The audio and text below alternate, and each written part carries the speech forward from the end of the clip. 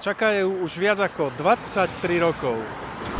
V apríli tohto roka som vás v krátkom videu spolu s obyvateľom Kostiviarskej pánom Páričkom informoval o tom, že už je 23 rokov, odkedy obyvatelia Kostiviarskej žiadali mesto, aby okrem iného vybudovalo chodník popri tejto ceste.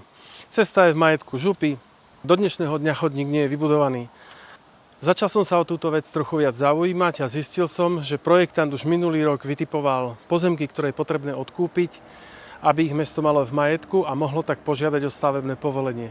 Žiaľ, k tomu odkupu stále nedošlo, tak som pred posledným zastupiteľstvom, ktoré bolo v júni, interpeloval túto vec a dozvedel som sa, že odkúpenie sa pripravuje. Verím, že k tomu čoskoro dôjde a reálne bude môcť byť požiadané o stavebné povolenie, keďže chodník už má vydané územné rozhodnutie.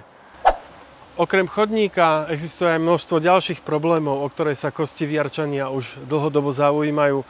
A jedným z nich je napríklad aj riešenie tohto priestoru, ktorý miestni volajú Kozie námestie.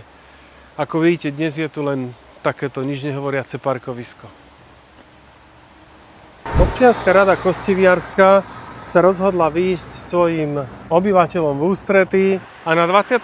júla o 18. hodine zvolali stretnutie s nimi, ktoré môžete absolvovať v tejto kaviarničke pri Motoshope Žubor. Prítomní budú na ňom aj poslanci, ktorí majú na starosti túto mestskú časť. Zastávka MHD.